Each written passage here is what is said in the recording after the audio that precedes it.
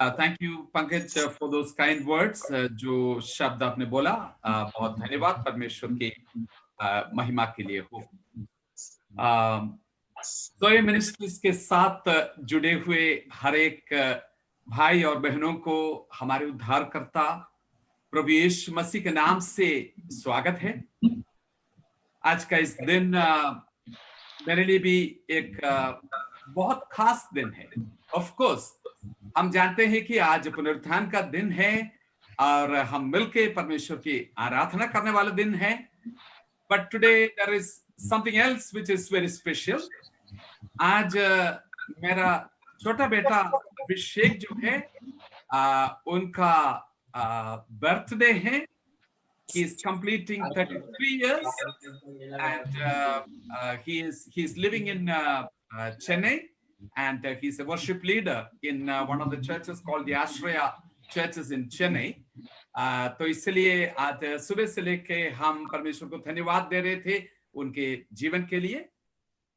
एक और महत्वपूर्ण बात यह है कि करीब 4 दशक से परमेश्वर की सेवा में जुड़े हुए कई संस्थाओं के साथ मैंने काम किया, लेकिन आज इस समय जो है एक ट्रांजिशन का समय है हमारे जीवन के लिए। और आज से लेके आने वाले करीब several months ahead एक सबैटिकल के रूप में हम समय बिताना चाहते हैं। सो दिस इज प्रोबेबली जो लास्ट आखिरी मिनिस्ट्री है इस सीजन के लिए, और इसके बाद डिटेल्स में नहीं बताऊंगा, लेकिन खास जो समय है आने वाले इस महीना पूरा और आने वाले कुछ महीनों तक हम परमेश्वर की उपस्थिति में एक अलग किस्म का समय बिताने जा रहे हैं। So this is the in that sense इस सीजन का एक लास्ट मिनिस्ट्री डे भी है। तो कई कारणों से आज का दिन एक बहुत ही महत्वपूर्ण दिन है। मैं परमेश्वर को धन्यवाद करता हूं। ये हमारा सौभाग्य है कि हम आप लोगों के साथ, जो जोए मिनिस्ट्रीज के साथ जुड़े हुए भाई बहनों के साथ संगति कर सकूं। मैं जो इंग्लिश सभा जब हुआ था उनके बीच में भी इस बात को मैं बता रहे थे। ये सोए जो शब्द है बाइबल के एक मुख्य सच्चाई को बताते हैं। मुझे पता है कि आप लोग कई बार इसके बारे में सुना होगा, सोचा होगा, लेकिन एक बार फिर से मैं इसके बारे में इसलिए याद दिलाना चाहूंगा क्योंकि जो संदेश आपके सामने आज सुबह और शाम को मैं लेके आने वाला हूं वो इसी के साथ जुड़े हुए हैं। जोए जो शब्द है ये बहुत एक धनी शब्द है। जैसे यूहन्ना 10:10 में लिखा है, जो बहुतायत से जीवन के बारे में प्रभु ने जो प्रॉमिस किया, वायदा किया, ये हमारे जो शारीरिक जीवन जो है, पहले जो जीवन हमारा है उससे बहुत बढ़कर एक अनोखा किस्म की जीवन के बारे में ये बताते हैं। जोए ये एक किस्म से एक बहता हुआ जीवन है, to the full and it overflows. ये भरते हैं और उमड़ते हैं, ऐसी एक जीवन है। ये भरपूरी का जीवन है। ये जीवन मसीह यीशु का जीवन है। यही असली जीवन है। ये जीवन जीने के लिए हम बुलाए गए हैं मेरे भाइयों और बहनों। ये सुसमाचार के योग्य जीवन है। जो जोए जीवन जब हम जीते हैं तभी हम सुसमाचार के योग्य जीवन जी पाए। अनंत जीवन का मतलब क्या है? मसीहत में हम कई शब्दों को सुनते हैं, लेकिन कई बार उसकी गंभीरता को नहीं सोचते हैं या समझते हैं। अनंत जीवन का मतलब क्या है? पहला यूहन्ना 1 अध्याय यूहन्ना का पत्री, पहला पत्री, उसका पहला अध्याय 1 से लेकर 3 पद तक अगर आप पढ़ के देखें, वहां इस प्रकार से लिखा है, ध्यान से सुनिए। Concerning the word of life, जीवन के वचन के बारे में कुछ वर्णन वो देना चाहते हैं। और यूहन्ना कहते हैं कि ये जीवन जो है पिता के पास शुरुआत से लेके पिता के साथ था, और ये जीवन जो है, आगे लिखा है कि हमने इस जीवन को देखा है, हमने सुना, हमने स्पर्श करके देखा है। 1 से लेकर 3 पद तक जो 3 पदों को अगर आप देखें, यह बहुत रुचिकर बात है कि 3 बार इन 3 पदों के अंदर यह बात यूहन्ना बार बार लेके आ रहे हैं। हमने देखा है, सुना है, स्पर्श किया है या चूके अनुभव किया है। वो कहना चाहते हैं कि ये जीवन, ज़ोए जो जीवन है, वो परमेश्वर पिता के पास बिल्कुल शुरुआत से लेकर उनके साथ था, लेकिन वो जीवन क्या है, हमारे सामने प्रकट हुआ। In the fullness of time, समय के पूरा होने से वो जीवन प्रकट हुआ और हमने उस जीवन को देखा है, सुना है, छुआ है, अनुभव किया है, स्पर्श किया है। What a powerful witness it is about the very life of Jesus. ये जीवन के बारे में ये कितनी अद्भुत गवाही है। अगर दुनिया की किसी भी अदालत में जाके ऐसी एक गवाही कोई कह सकते हैं, I was an I witness, मैं खुद जो है मेरे अपने आंखों से देखा है, हाँ मेरे अपने कान सुना है, मैंने अपने हाथों से स्पर्श किया है। जब एक व्यक्ति ऐसी गवाही दे सकते हैं, और उनका कहने की मतलब, जब 3 बार यूहन्ना इस बात को लेके आ रहे हैं, वो इस बात को कहना चाहते हैं कि ये कोई मनगणित कहानी नहीं है। This is a truth that we have experienced in our life. ये एक ऐसी सच्चाई है जो हमने अपने जीवन में अनुभव किया है। यूहन्ना आगे जाके कहते हैं कि इतना ही नहीं, ये जीवन जो है आदि में परमेश्वर पिता के पास था, उनके साथ था।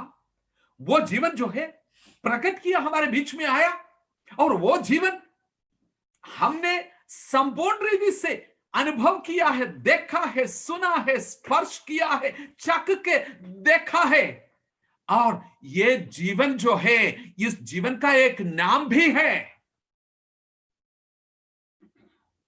ये जीवन का नाम क्या है? ये जीवन का नाम है यीशु। ये जीवन का नाम है।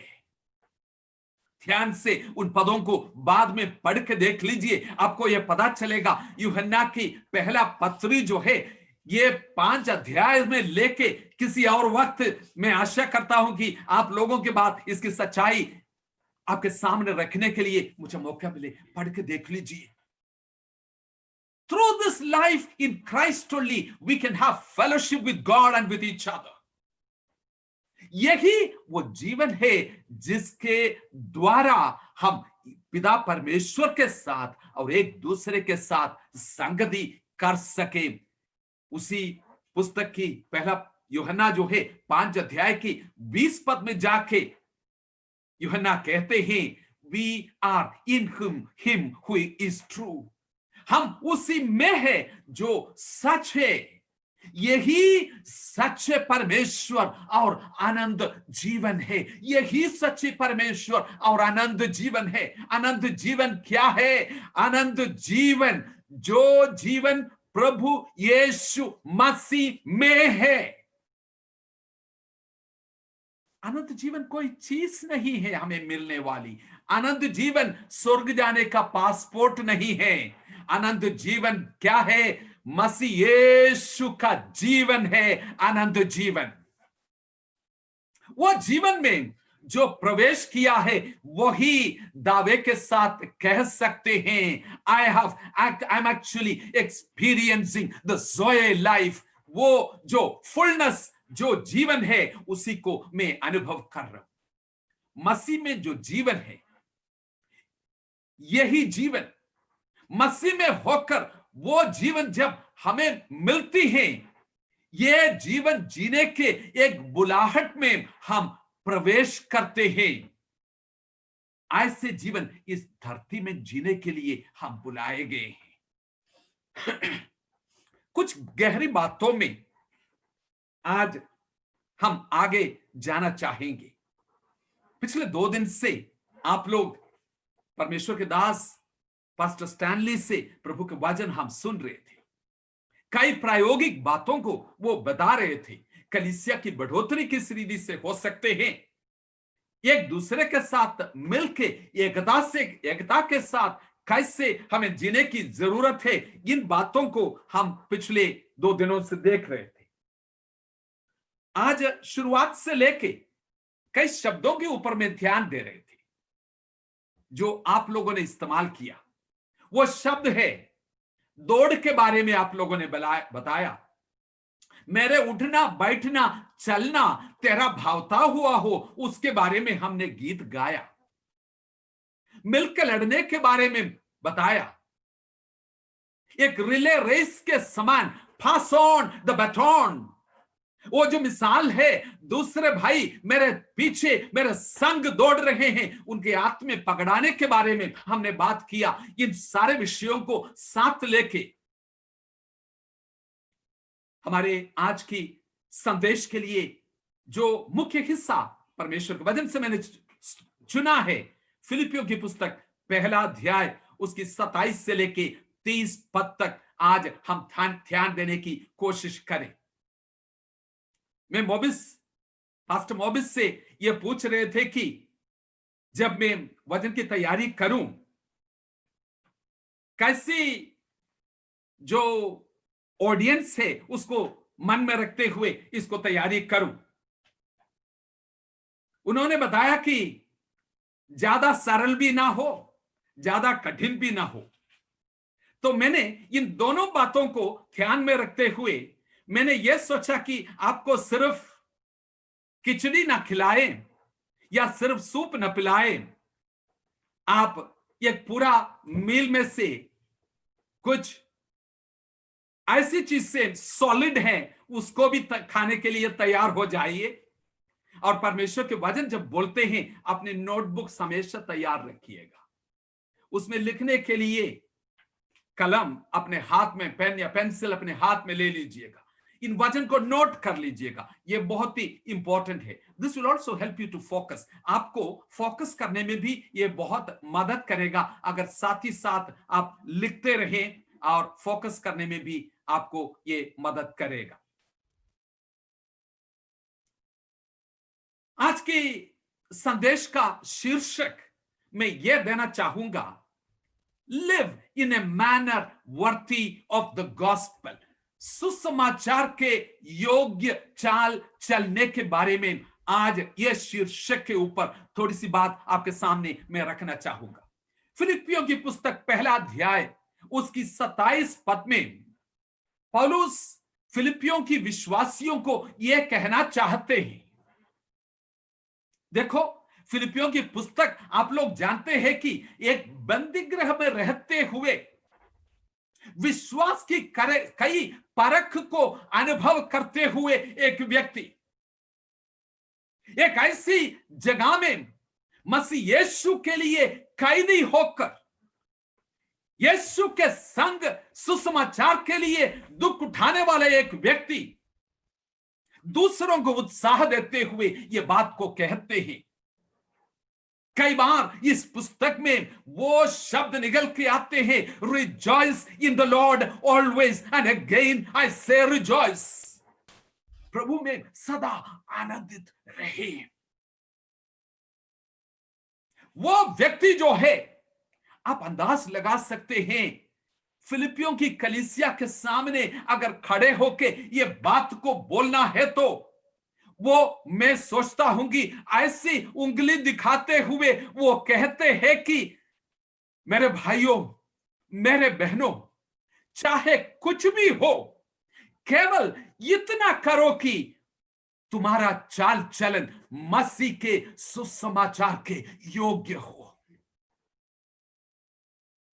I mean, when I read the original text, जब मैं पढ़ता हूं, मुझे ऐसा लगता है कि पौलुस ऐसे कहते हैं, मेरे भाइयों बहनों, whatever happens, चाहे कुछ भी हो, चाहे कोई भी बात तुम्हारे साथ घटित हो, चाहे कैसे भी परिस्थिति में से होकर तुम निकलते हो, क्या चाहे कैसे भी कठिनाइयों को तुम सामना करते हो, केवल इतना करो। अगर एक ऐसे परमेश्वर के दास अपने विश्वासियों से पूछते हैं, केवल इतना करो, आज अंदाज लगाए, आपके पासवान जो है, जिसने आपको प्रभु में बढ़ाया, वो व्यक्ति जो है, जिसको आत्मिक पिता करके आप पुकारते हैं, वो व्यक्ति हो, आपके सामने खड़े होके ऐसे आपको विनती करें, केवल इतना करो मेरे भाइयों बहनों, तुम्हारा चाल चलन मसीह के सुसमाचार के योग्य हो। मेरे भाइयों बहनों, बहुतों की नजर आपके ऊपर है।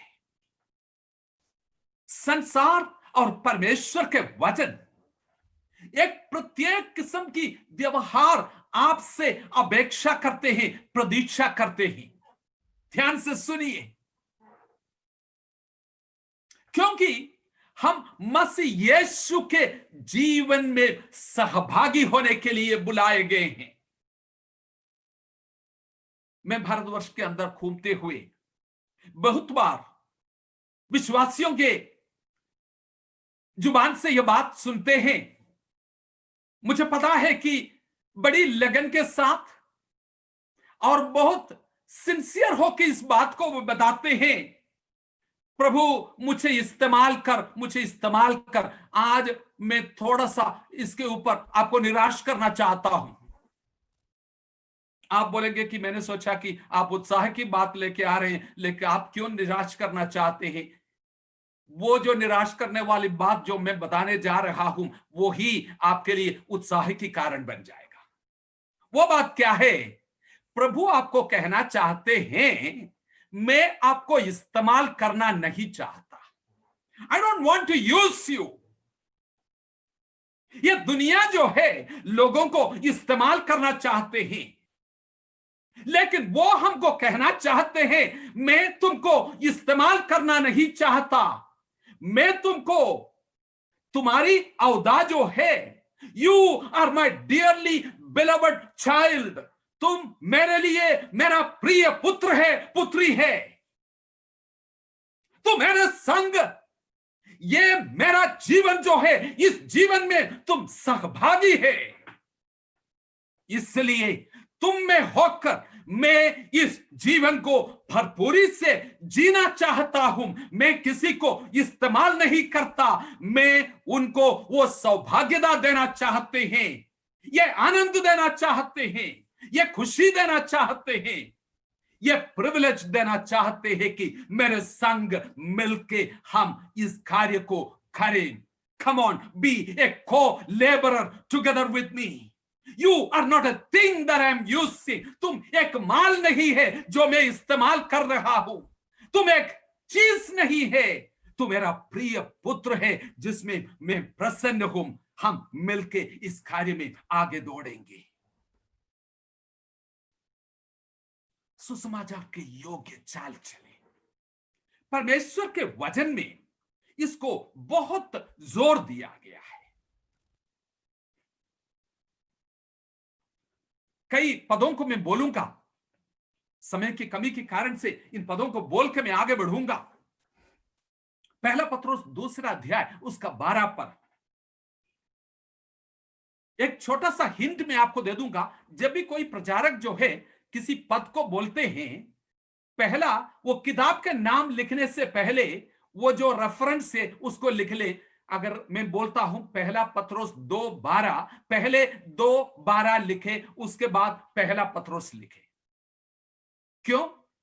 कई बार आपने महसूस किया होगा, जल्दीबाजी से कोई बोल रहे हैं, पहला पत्रोस आपने लिख दिया, उसके बाद सोचेंगे कि पद जो बोला है क्या है, कभी भूल भी जाते हैं। तो पहले वो रेफरेंस लिखे, उसके बाद जो है पुस्तक का नाम लिखे, ये आपके लिए आसान होगा। 2:12 पहला पत्रोस।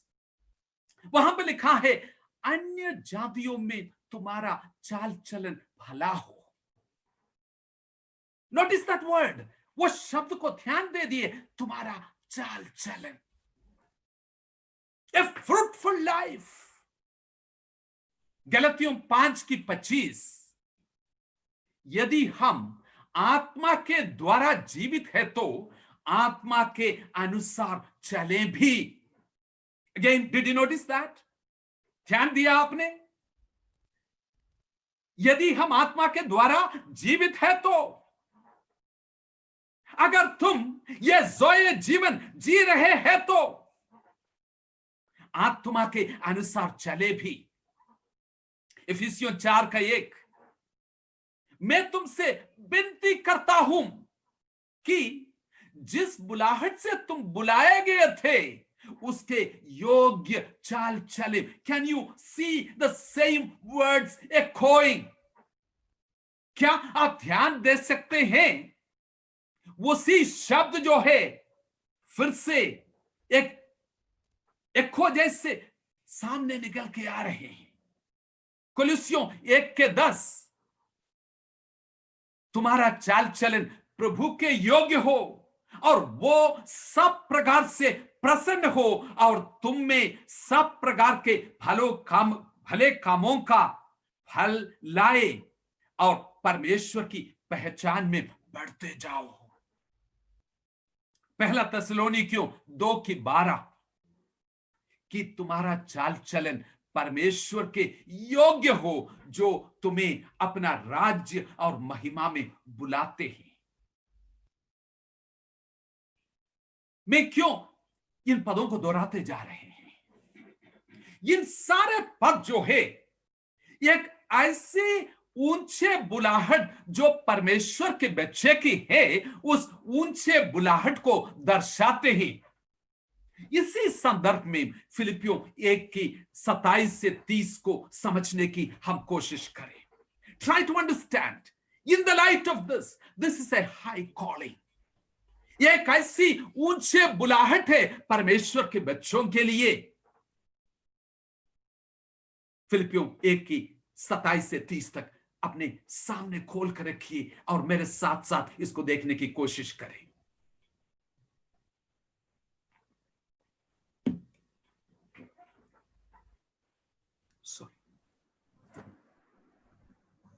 वहां पे पौलुस कहते हैं, केवल इतना करो कि तुम्हारा चाल चलन।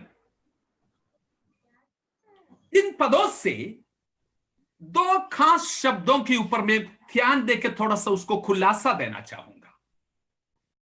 वो खास शब्द है, एक शब्द है चाल चलन और दूसरा शब्द जो है सुसमाचार।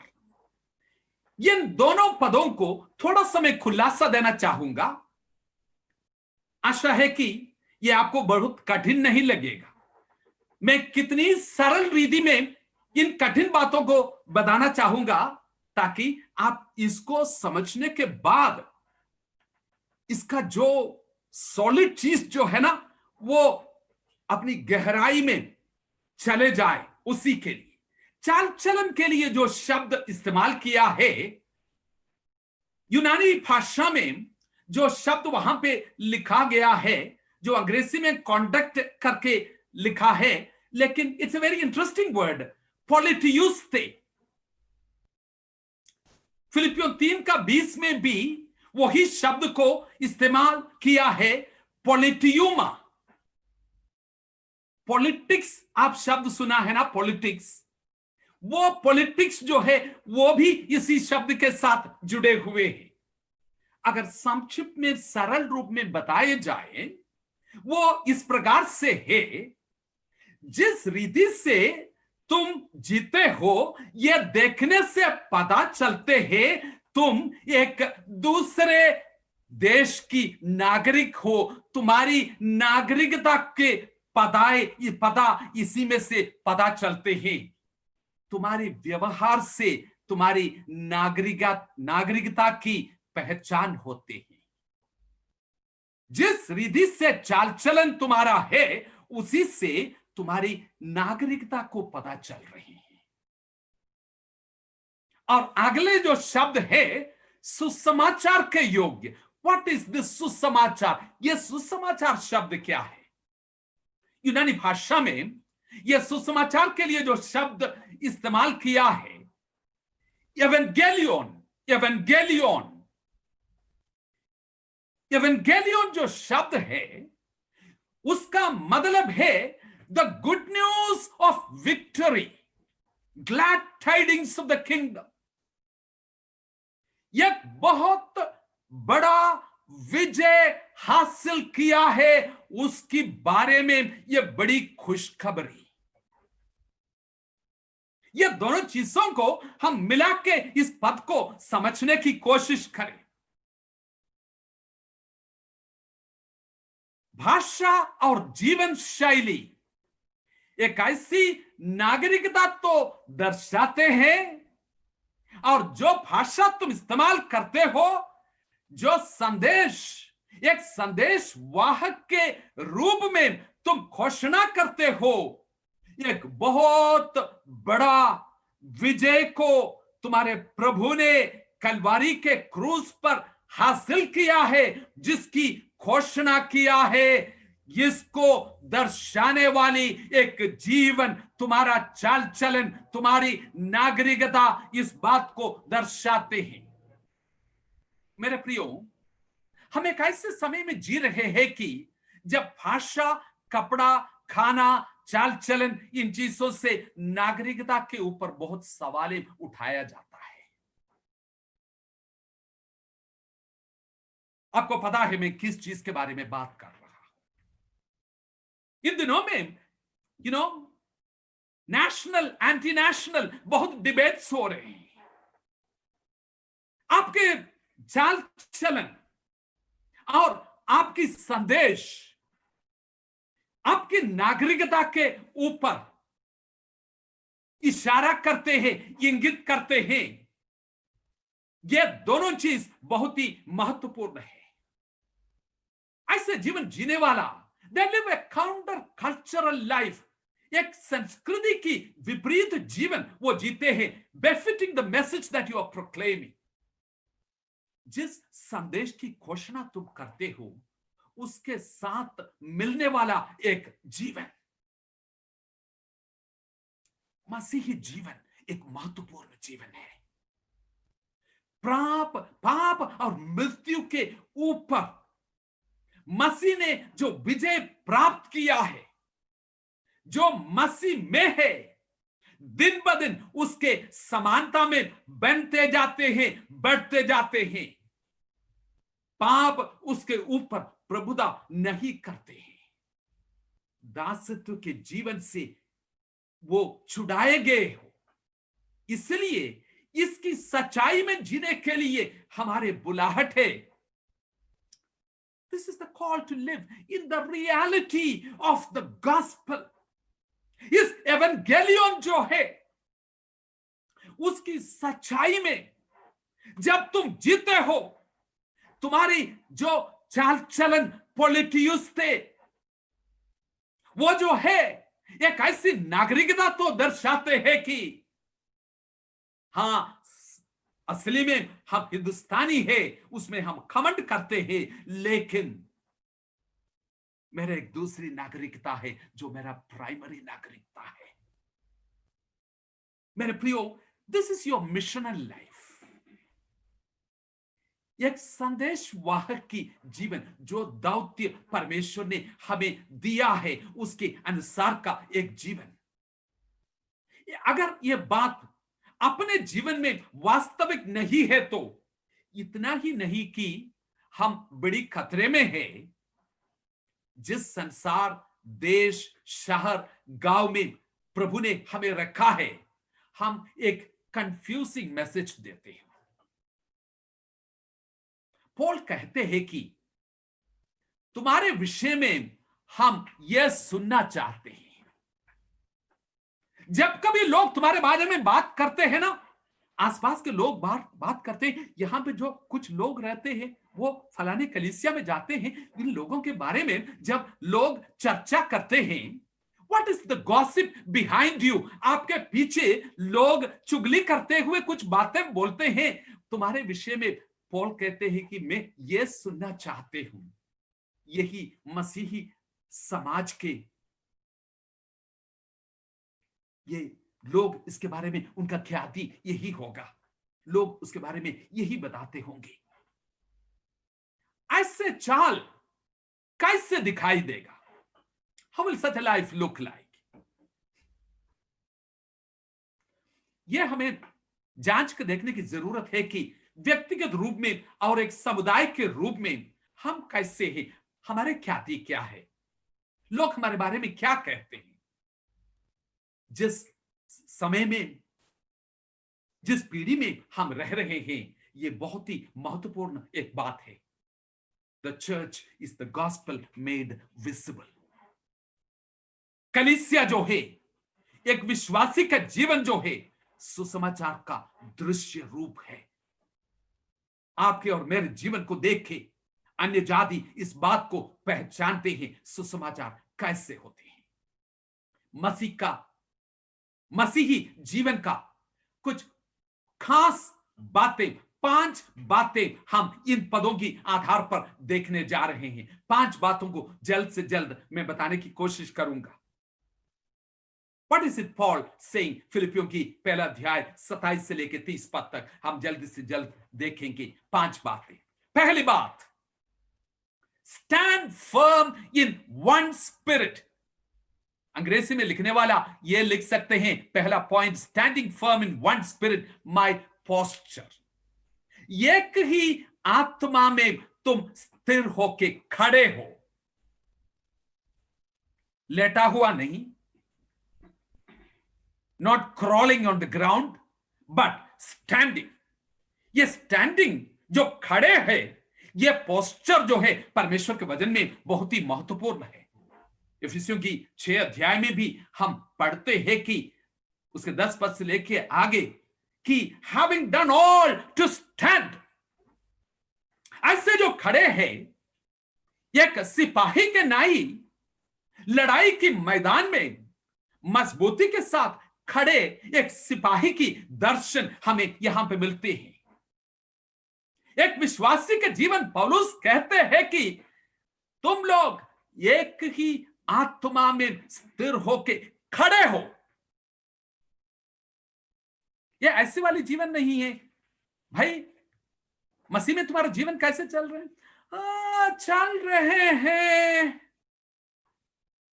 नो नो, ये उतार चढ़ाव वाली जीवन नहीं है। कई बार हम बड़ी खमंड करते हैं बताते हुए, और यह भी सोचते हैं कि बड़ी नम्रता वाली बात यह है कि हाँ, सच्चाई तो मैं बता ही रहा हूं, क्या करें, उतार चढ़ाव वाली जीवन है, कभी ठीक है कभी ठीक नहीं है। नो नो नो, वो समय खत्म हो गया।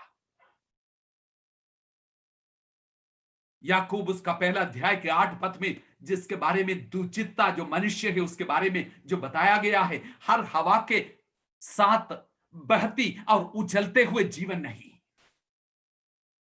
पहला कुरिन्थियों 15 अध्याय की 58 पद में जिस प्रकार से लिखा है, immovable, let nothing move you, ना हिलने वाले एक जीवन, कुछ भी तुम्हें हिले मत। मेरे भाइयों बहनों, मुझे पता नहीं है कि पिछले मार्च से लेके आज तक, पिछले 8 महीने से किन परिस्थितियों में से होकर आप चलते हो। यस, मुझे पता है अब से कई लोग कठिनाइयों को सामना कर रहे हैं, गरीबी को सामना कर रहे हैं, परेशानियों को सामना कर रहे हैं, लोगों की धमकी खा रहे हैं। बहुत कठिनाइयों में से, दर्द में से होकर निकल रहे हैं, लेकिन आज मैं आपको उत्साह देख के कहना चाहूंगा, लेट नथिंग मूव यू। कोई भी किस्म की हवा आए, कोई भी किस्म की तूफान तुम्हारे जीवन के ऊपर आए, उन तूफानों के बीच में लेट नथिंग मूव यू। कोई भी चीज तुम्हें हिले मत मेरे भाई, मेरे बहन। मसीह के संग लगातार चलने वाली, बढ़ने वाली एक जीवन, अच्छे नेव के ऊपर बनते वाली, जाने वाली एक जीवन, एक ही आत्मा में हम एक मन से खड़े हो।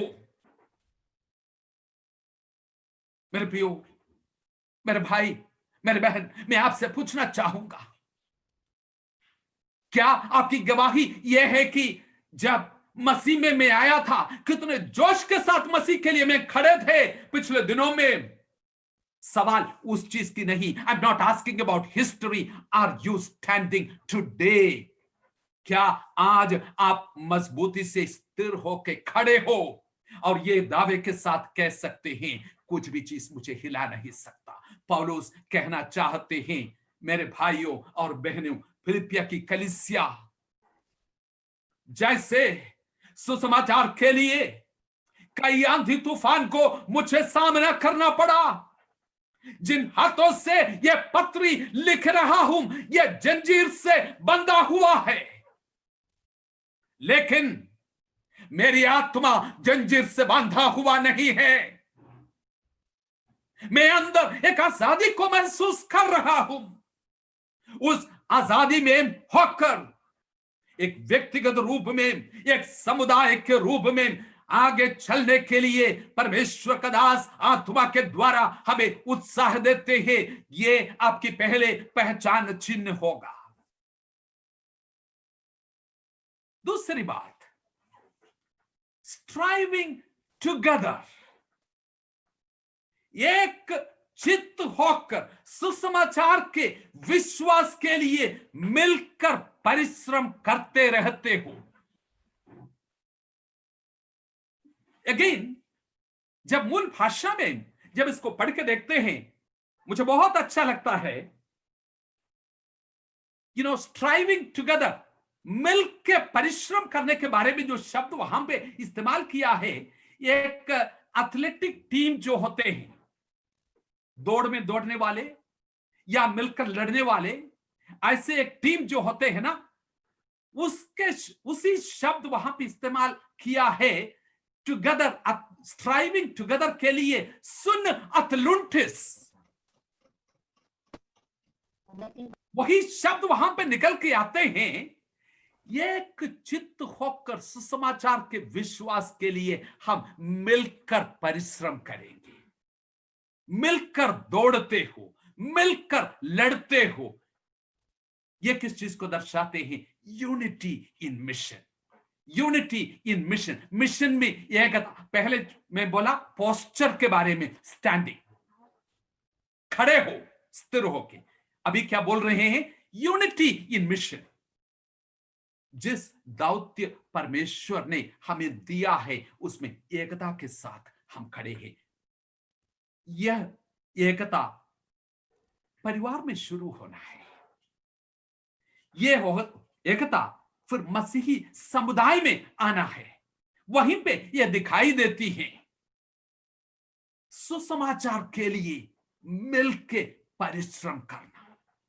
एक टीम में काम करने वाला, अगर मान लो कि फुटबॉल खेल रहे हैं, अपने टीम में कौन है, किसको यह पास करना है, आपको पता नहीं है। मेरा टीम मेंबर कौन है और मैं किसके खिलाफ लड़ रहा हूं, यह पता नहीं है, तो बहुत बार हम सेल्फ गोल भी करते हैं और बहुत गड़बड़ी भी हो जाते हैं। विजय हासिल करना बहुत मुश्किल हो जाते हैं। सुसमाचार के लिए क्या परिश्रम में आप लगी है? आज मैं पूछना चाहूंगा मेरे भाई, कई बार आप इस विषय के बारे में कंप्लेन तो करते हैं कि कोई मेरे साथ खड़े नहीं है। सवाल वो नहीं है, सवाल इस चीज की है, किसके बगल में आप खड़े हैं आज? Who are are you standing by today? By whose side are you standing? Voluntarily.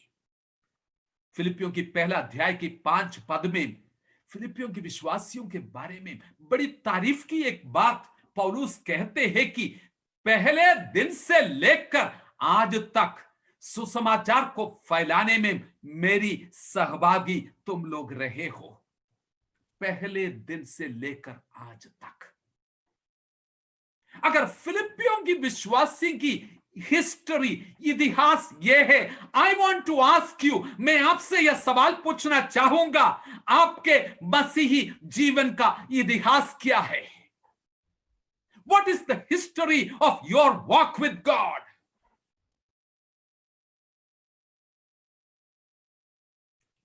यह वो नहीं है कि शुरुआत में मैं तो पास्टर के साथ मिलके, एल्डर्स के साथ मिलके बहुत से अगुवाई में हाथ बढ़ाते थे, क्या करें, परेशानी कई आ जाते हैं जीवन में, कई किस्म की दबाव आ जाते हैं, अब तो नहीं कर पा रहे। No no no no no no, पहले दिन से लेके आज तक। और 6 पद में लाके जाके कह रहे हैं कि तुम्हारा निशाना जो है आज तक भी नहीं है, जिसने तुम्हारे अंदर वो भले काम को शुरू किया है मसीह की आने के दिन तक। हालेलुया। मेरे भाइयों बहनों, पहले दिन से लेकर आज तक और मसीह की आने तक मैं किसके बगल में खड़े हैं?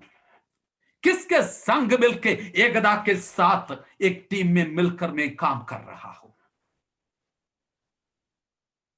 स्ट्राइविंग टुगेदर, मिलकर परिश्रम करते हो। एक परिश्रमी व्यक्ति,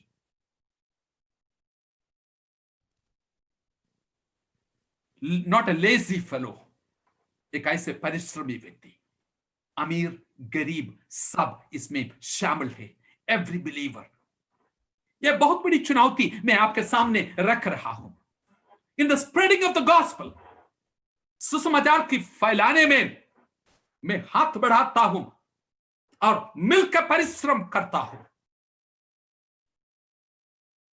जो कुछ मेरे पास है, the last ounce of my energy I'm spending for the sake of this, इसके लिए मेरा एनर्जी में खर्च करता हूं।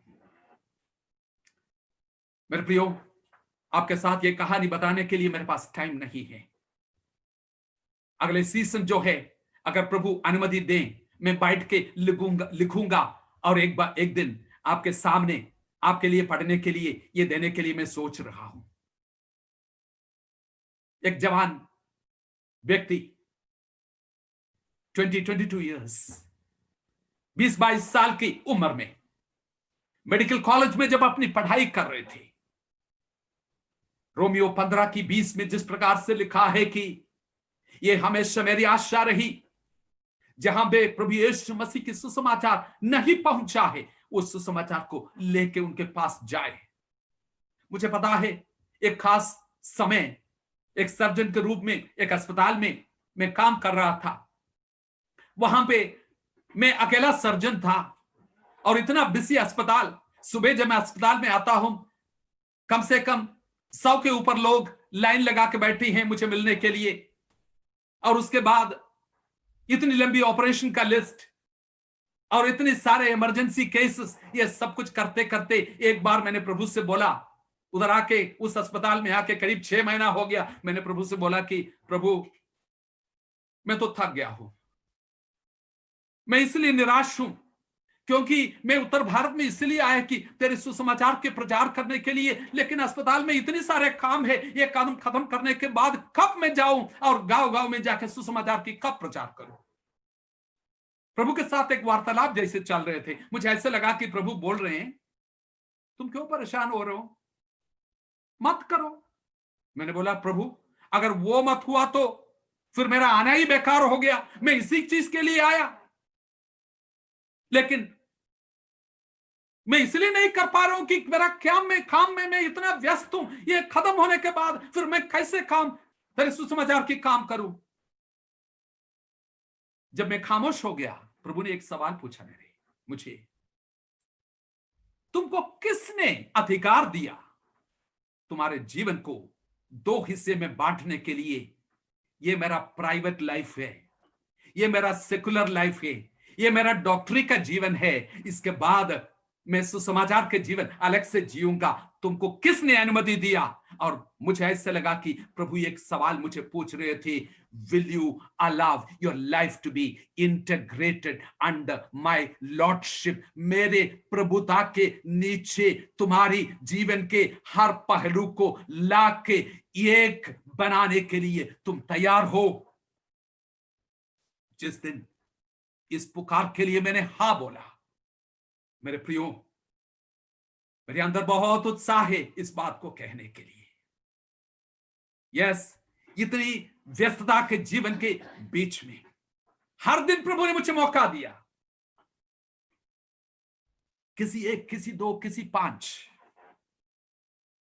परमेश्वर के प्रेम को उनके साथ बांटने के लिए, और वो फॉलो अप के लिए आते हैं और उसको आगे ले जाने के लिए, प्रभु की महिमा के लिए। आज मैं कहना चाहूंगा, जो मरीज मेरे पास आए उन दिनों में, आउट पेशेंट डिपार्टमेंट में, इन पेशेंट डिपार्टमेंट में, जिसको मैंने ऑपरेशन किया, जिसने प्रभु के बारे में नहीं सुना था, ऐसे व्यक्ति आज पासवान के रूप में कई कलीसियाओं में सेवकाई कर रहे हैं। सैकड़ों लोगों को ऐसे खड़ा करने के लिए उस व्यस्तता के जीवन के बीच में परमेश्वर ने मौका दिया। मैं आपसे इसलिए ये कहानी बता रहे थे, क्या बहाना है आपके पास? Your mission begin at your home, in your working place. आपकी ये मिशन का काम जो है आपके परिवार में शुरू होते हैं। What is it that you are willing to sacrifice for the sake of that? कौन सी चीज है जिसको कुर्बानी करने के लिए आज आप तैयार हैं अपनी परिवार को ये मिशन में ले जाने के लिए? अपने बच्चों के साथ बैठ के परमेश्वर के वचन पढ़ने के लिए, प्रभु यीशु मसीह की कलवारी पर किया हुआ काम के बारे में उनको समझाने के लिए। ये कलीसिया के पासवान को और संडे स्कूल टीचर को मत दो। Late it begin at home. अपने परिवार में ये शुरू करें। मेरे प्रियो, अगेन परमेश्वर की महिमा के लिए मैं बताना चाहूंगा, yes, my youngest son who is celebrating his birthday is completing 33. इस 33 साल के उम्र में उसके साथ, उसके परिवार के साथ हर हफ्ते परमेश्वर के वचन सिखाने में, आज मेरे से दूर है लेकिन टेलीफोन में उनके साथ कम से कम 1 घंटे की स्टडी में करने के लिए समय निकालता हूं परमेश्वर के वचन। मेरे बड़े बेटे जो है उनके साथ भी, उनके लिए बहुत अच्छा लगता है कि लंबे समय लेके, वो भी एक पासवान है लेकिन डैडी के साथ कम से कम 1 घंटा 1.5 घंटा बात करें परमेश्वर के वचन के बारे में बात करने के लिए। Let it begin at home, your mission, sharing Christ love. Can we have सब लोग म्यूट करके रखेगा तो अच्छा होगा, क्योंकि बीच बीच में आवाज आ रहे हैं। सब लोग म्यूट करके रख लीजिएगा, कोई डिस्टरबेंस बीच में ना हो।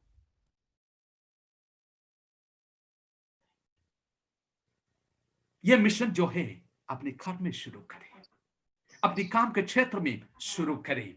यह बहुत ही इंपॉर्टेंट है। सो ये जो सेकंड चीज जो है मैं आपको बता रहे थे, मिलकर परिश्रम में लगी हो, सुसमाचार की परिश्रम में लगी हो।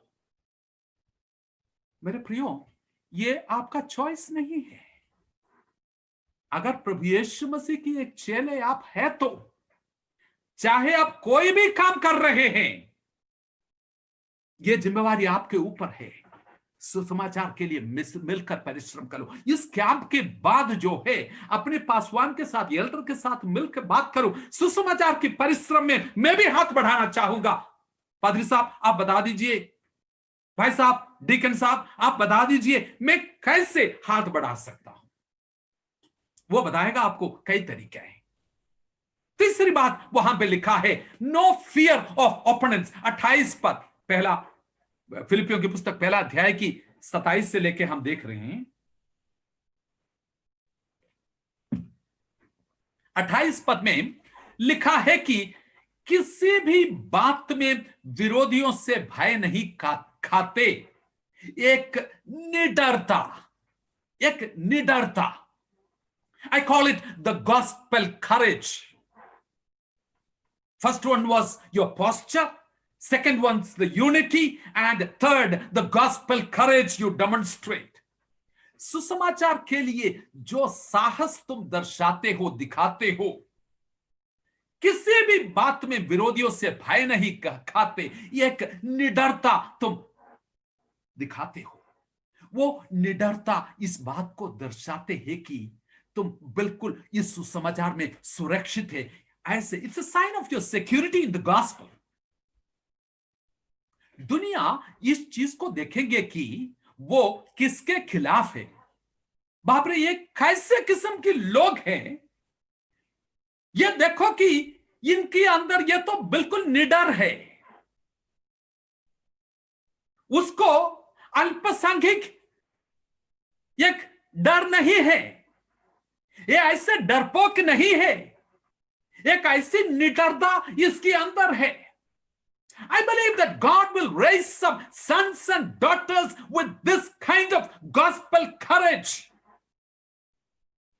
प्रभु यीशु की सुसमाचार के लिए ऐसे निडरता के साथ काम करने वाले दास दासियों को, संतानों को परमेश्वर खड़ा करे, यही मेरी प्रार्थना है। इब्रानियों की 10 अध्याय की 32 पद में लिखा है, परंतु उन पहले दिनों के स्मरण करो जिनमें तुम ज्योति पाकर दुखों के बड़ी झमेले में स्थिर रहे।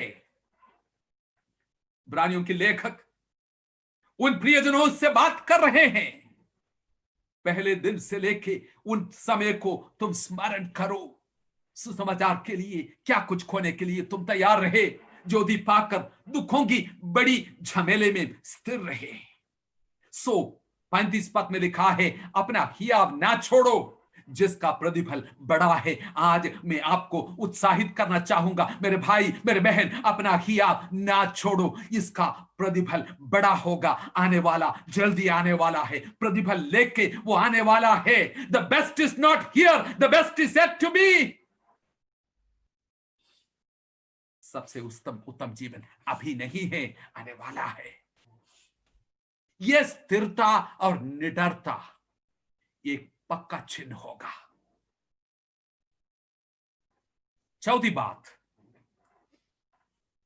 to suffer for his name's sake, I call it the fellowship of suffering. यीशु के साथ दुख उठाने में सहभागी हो। यीशु के साथ दुख उठाने की सौभाग्य था।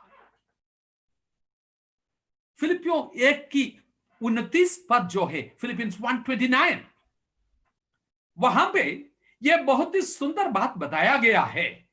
मुझे पता नहीं कि कितनी लोग आप में से खड़े होके दौड़ के आगे जाएंगे एक वरदान को पाने के लिए। आजकल कई लोग वरदान को बांट रहे हैं। पौलुस कह रहे हैं, तुम पर यह अनुग्रह हुआ है। उसका ओरिजिनल मूल भाषा में यही मतलब वहां पे निकलते हैं, तुम पर यह अनुग्रह हुआ है सिर्फ मसीह यीशु पर विश्वास करने के लिए नहीं, उनके साथ दुख उठाने के अनुग्रह तुम पर किया है। ये गिफ्ट आपको चाहिए, ये ग्रेस चाहिए? हां प्रभु, मुझे भी वो अनुग्रह दें। जिस परमेश्वर के दास इस पत्री को लिख रहे हैं, आगे जाके 3 अध्याय की 9 और 10 पद में वो कहते हैं कि ओह, यह की चीज मैंने परमेश्वर से आग्रह करता हूं। वो क्या है? मैं उसको जानना चाहता हूं, उसकी दुखों में सहभागी होना चाहता हूं और उसके मृत्युंजय की सामर्थ को अनुभव करना चाहता हूं। मृत्युंजय के सामर्थ को वही अनुभव करते हैं जो उनके साथ दुख उठाने के लिए और अपने जीवन को उंडेलने के लिए तैयार होते हैं। पहला पत्रोस 4 अध्याय की 13 से लेकर 16 पद तक जब आप पढ़ के देख लें, बार बार इसी बात को पत्रोस भी दोहराते हैं। जैसे मसीह के दुख में सहभागी होते हो, आनंद करो। मसीह के नाम के लिए तुम्हारा निंदा हो जाती है, धन्य हो। मसीह होने के कारण दुख पाए तो लज्जित ना हो और इस बात के लिए परमेश्वर की महिमा करो। Thank you Lord, thank you Lord. कितनी बार हमारे मुंह से ये शब्द निकल के आते हैं, थैंक यू लॉर्ड। पहला पत्रोस 2:21 में वो बताते हैं, तुम इसी चीज के लिए बुलाए गए हो। आज वो शब्द आपके सामने निकल के आ रहे, मेरे भाई, मेरे बहन। प्रभु हमसे कह रहे हैं, मेरे संतान, तुम इसी के लिए बुलाए गए हो। मसीह तुम्हारे लिए दुख उठाया और एक नमूना भी रख छोड़ा ताकि तुम उसके पद चिन्ह पर चलो। Are we walking that path? क्या हम उसी पद चिन्ह पर चल रहे हो? मसीह के संग दुख उठाने की सौभाग्यता। पांचवी बात, the fifth thing, participating in the same conflict.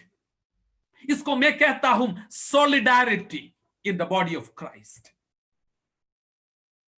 पौलुस और बाकी जो परमेश्वर की दास दासियों ने मसीह के देह में कैसे एकता को दर्शाते हुए इस दुख को उठाया। दूसरा तिमोथी 1 अध्याय उसके 8 पद जब हम पढ़ते हैं, जवान तिमोथी को पौलुस कह रहे हैं कि प्रभु की गवाही से और मुझसे जो उसके कैदी हूं, तुम लज्जित न हो, पर उस परमेश्वर के सामर्थ के अनुसार सुसमाचार के लिए मेरे साथ दुख उठा, मेरे साथ दुख उठा। इब्रानियों के लेखक भी इसी बात को लेके आते हैं। इब्रानियों 10 की 34, 13 की 3,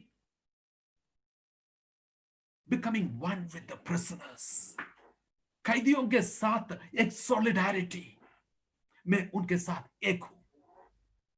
मेरे प्रियो, वक्त आ गया है, सुसमाचार के योग्य चाल तुम चलो, एक ऐसी नागरिकता को दर्शाओ और वो सुसमाचार जो विजय की घोषणा कलवारी के क्रूस पर किया है, उस घोषणा को दिखाने वाली, दर्शाने वाली एक जीवन तुम जियो।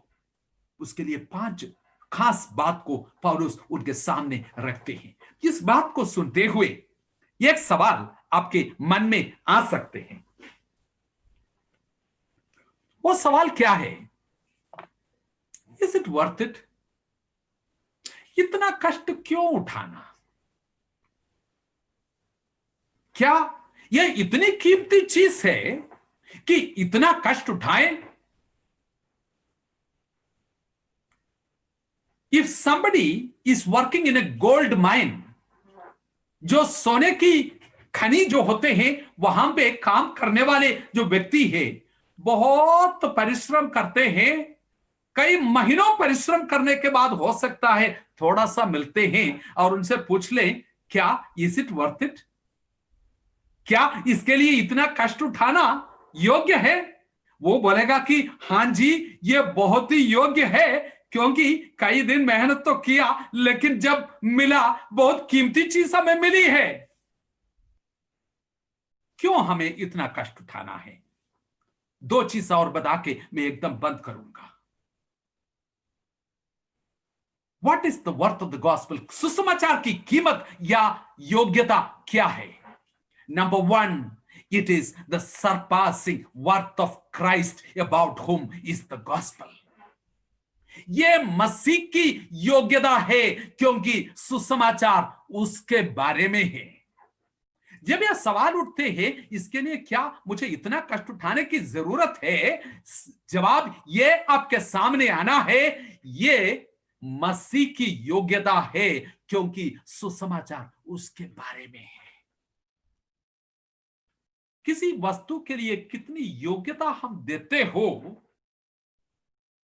उतना कीमत देने के लिए हम तैयार हो जाते हैं।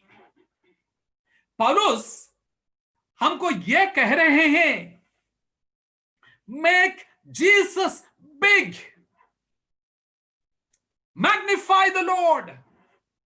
मसीह को बढ़ावा दे, उसके नाम को ऊंचा करे। मसीह के पहचान की उत्तमता की कारण बाकी सब बातें कूड़ा कटकट बन जाएंगे। फिलिपियों की पुस्तक 3 अध्याय में जाके अपनी स्वयं की जीवन के अनुभव को सामने रखते हुए पौलुस इस बात को कहते हैं, हां जी, ये योग्य है। अगर पौलुस को कोई मुड़ के पूछे क्या इतनी बड़ी कीमत चुकाने के लिए ये योग्य है, वो बोलेंगे कि हां जी, सचमुच में इससे और देने के लिए वो योग्य है। करीब 45 साल पहले एक मेडिकल स्टूडेंट के रूप में जब एक चुनौती मेरे सामने आई, मैंने अपने जीवन को प्रभु के हाथ में देते हुए मैंने बोला, प्रभु जी, तेरे नाम के निमित्त दुख उठाने के लिए मैं तैयार हूं। मेरे कई दोस्तों ग्रीनर पास्चर्स देखते हुए इधर उधर भाग रहे थे। उस समय मैंने बोला, मेरा निशाना पक्का है। उत्तर भारत की कई ऐसी जगह, कई ऐसी पहाड़ जहां भी यीशु के सुसमाचार नहीं पहुंचे हैं, बड़ी बैकपैक लेके उन पहाड़ों को चढ़ने के लिए मैं तैयार हूं।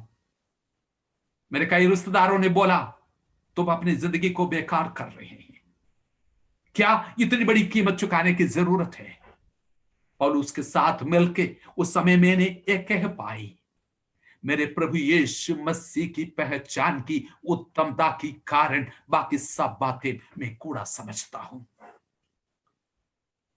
प्रेरितों को पूछ ले 5 अध्याय की 41 पद में, जब काफी पिटाई मिलने के बाद, सुसमाचार के लिए पिटाई मिलने के बाद प्रेरित लोग इस बात से आनंदित होकर महासभा के सामने से चले गए। और उनका गाना क्या था? हम इस नाम के लिए निरादर होने के योग्य तो ठहराए। वाह!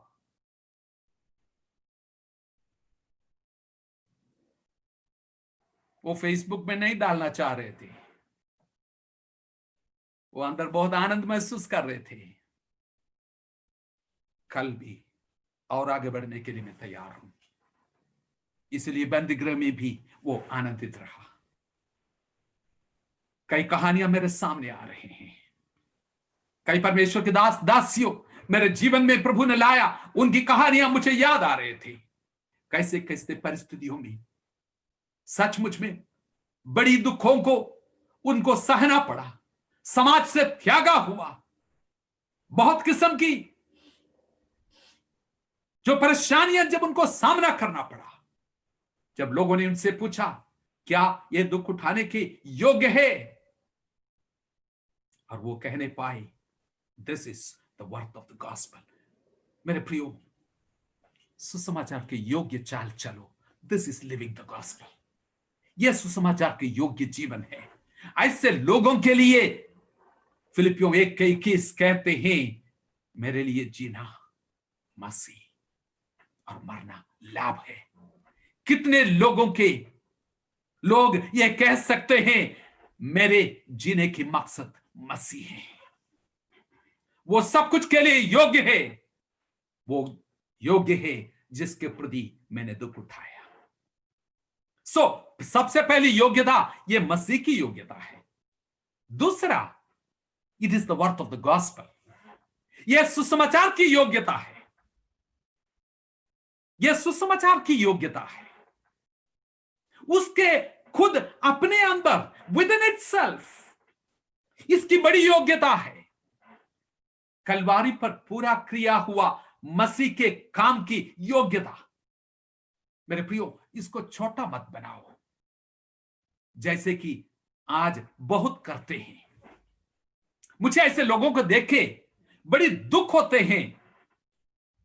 हेल्थ, वेल्थ, ब्लेसिंग, प्रॉस्पेरिटी, धन, स्वास्थ्य, आशीष, उसके पीछे वो भाग रहे हैं।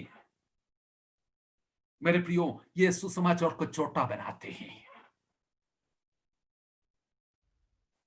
पहला कुरिन्थियों 15 अध्याय में जैसे पौलुस कहते हैं, अगर मसीह में सिर्फ इस जीवन की आशीषों के लिए, इस संसार की आशाओं के लिए मैंने मसीह पर आशा रखा है, तो आई am actually such a worthless person. जब मैं सब मनुष्यों में से अभागा व्यक्ति हूं, अगर सिर्फ इस संसार के चीजों के लिए मैं प्रभु के ऊपर आशा रखा है, तो ये हमारी जरूरतें पूरा करने होने के बारे में नहीं है। मेरे प्रियो, first I said make Christ, magnify the Lord and make Christ big. I want to tell you, make the gospel big. हमारी जरूरतें नहीं, सुसमाचार को बढ़ावा दे।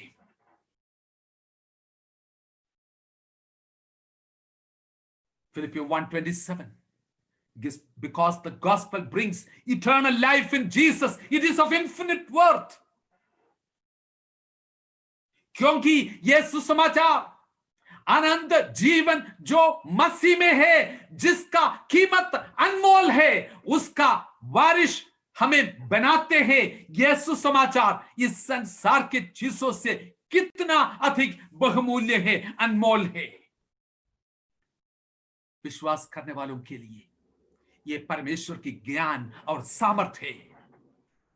दुनिया की घमंड को और ज्ञान को यह सत्यानाश करते हैं। पहला कुरिन्थियों 1:18 में लिखा है,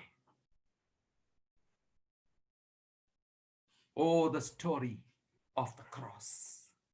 क्रूस की कथा नाश होने वालों के लिए मूर्खता है, लेकिन विश्वास करने वालों के लिए यह परमेश्वर का सामर्थ्य है। जितना सुसमाचार के मूल्य आप पहचानते हो, उतना वो आपके जीवन और व्यवहार के ऊपर प्रभाव डालते हैं। मेरे समय खत्म हो रहे हैं, इसलिए मैं यहां पे बंद करना चाहूंगा। मेरे प्रियो, मेरी आशा है कि परमेश्वर आपके दिल से बातचीत किया। वचन के आधार पर हमने सुना है। मैं एक बार और आपसे कहना चाहूंगा, चाहे कुछ भी हो, लेट कम व्हाट मे, चाहे कैसे भी तूफान हो, मेरे भाई, मेरे बहन, सुसमाचार के योग्य चाल चले,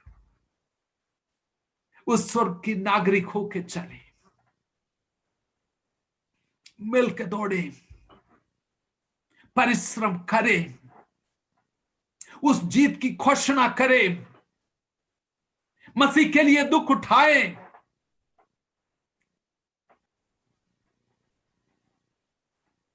आइए हम अपनी आंखों को बंद करके सोचेंगे, प्रभु मुझसे क्या बात कर रहे हैं, मेरा इतिहास क्या है। क्या मैं पहले दिन से लेके आज तक सुसमाचार के परिश्रम में लगी है, लगातार स्थिर होके खड़े हैं? अगर आपको लगता है कि कई बार मैं डगमगाया है, आंधी और तूफान मुझे हिलाया है, प्रभु से कहें, प्रभु जी, मैं स्थिर होके खड़ा होना चाहता हूं, थमकी लेके पीछे हटने वाला नहीं हूं, मैं निडर होके खड़ा हूं। प्रभु तेरे दिन तक इस आशा को, इस काम को मैं पूरा करना चाहता हूं। परमेश्वर इस वचन के द्वारा हमें आशीष दे।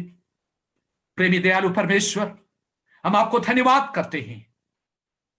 तेरे वचन जो शक्तिशाली रूप में हमारे सामने आए, प्रभु जी, मैं प्रार्थना करता हूं कि इनमें से एक एक जन जिसको तूने अपनी अनंत महिमा के लिए मसीह यीशु में बुलाया है, प्रभु के दिन तक लगातार निडर होके, स्थिर होके, मिलकर परिश्रम करने वाले भाई और बहन बनाए परमेश्वर। तेरे लिए एक बहुत बड़ी जोश उनके अंदर दे परमेश्वर। मसीह का कीमत और सुसमाचार की कीमत, ये दोनों की बहुमूल्यता और उत्तमता को पहचानने के लिए और उसके साथ तुलना करके बाकी सब चीजों को कूड़ा कटकट समझने के लिए एक नई मूल्यांकन की तरीका उनको दे परमेश्वर। आपके सामने तेरे दास दासियों को सौंपता हूं परमेश्वर।